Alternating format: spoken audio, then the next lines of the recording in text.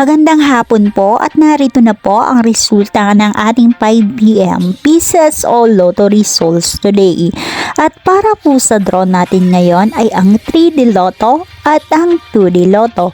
Para po sa mga bagong nanonood, huwag niyo pong kakalimutan mag-subscribe sa aking channel at pahit na din po ako notification bell para updated po kayo lagi sa aking mga bagong upload.